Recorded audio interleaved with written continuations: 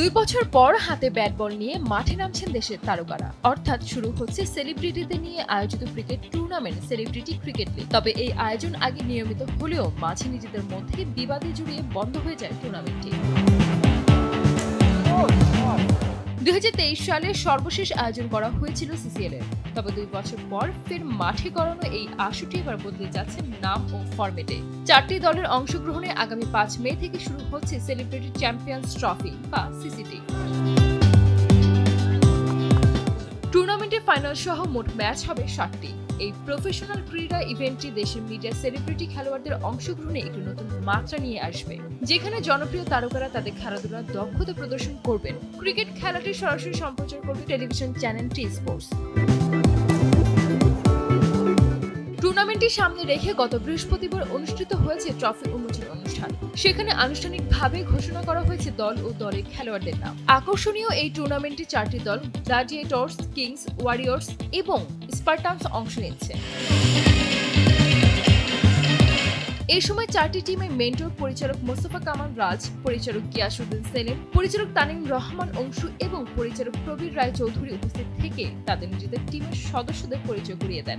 সিয়াম আহমেদ চলচ্চিত্র অভিনেতা, সিয়াম আশা নাই, শরীফুল রাজ চলচ্চিত্র অভিনেতা, তসিফ মাহবুব অভিনেতা।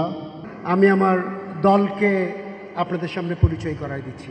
দীপা খন্দকার অভিনেত্রী, শান্তা জাহান উপস্থাপিকা, নাবিলা বিনতে ইসলাম অভিনেত্রী। আমার টিমের সবাইকে একটু পরিচয় করিয়ে দিই। আমার নাম প্রবীর চৌধুরী, আমি মেন্টর।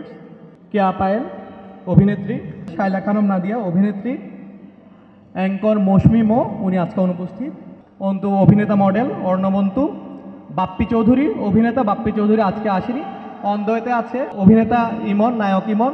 আমার টিমের নাম জেভিকো kings, Ziaul Haque Roshan actor, Rashed Simanta actor, Shubhashis Bhowmik, Ruzlan Hossain fitness instructor and fashion model, me Tanir Rahman Ongshu the mentor and director, Ador Azad actor, Farhad Babu।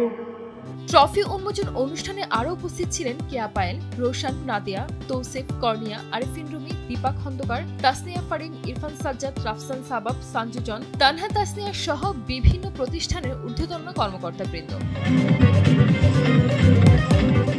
অনুষ্ঠানে আগত অতিথিরা তাদের বক্তব্যের মাধ্যমে ক্রিকেট খেলার প্রয়োজনীয়তা ও গুরুত্ব সম্পর্কে আলোচনা করেন। এক ঝাঁক তারকা আপনাদের সবার জন্য শুভকামনা রইল।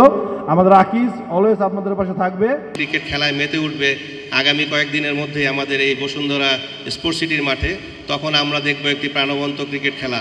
হার জিত থাকবেই, কিন্তু ক্রিকেটের মাধ্যমেই আমরা সুন্দর একটি বাংলাদেশ গড়তে চাই। ওয়ালটন বিশ্বাস করে ক্রিকেটের মাধ্যমে কিংবা ক্রীড়ার মাধ্যমে যে নেতৃত্বটা আসে, তার মাধ্যমে সমাজে বেশ কিছু ইতিবাচক পদক্ষেপ গ্রহণ করা যেতে পারে। এর আগে টুর্নামেন্টের আয়োজন হয়েছিল ইনডোরে, এবার তা হতে যাচ্ছে উন্মুক্ত মাঠে। আগের মতো 6 ওভারের নয়, টি20 ফরম্যাটে অনুষ্ঠিত হবে ম্যাচগুলো। সঞ্জিত আক্তার, দেশ টিভি।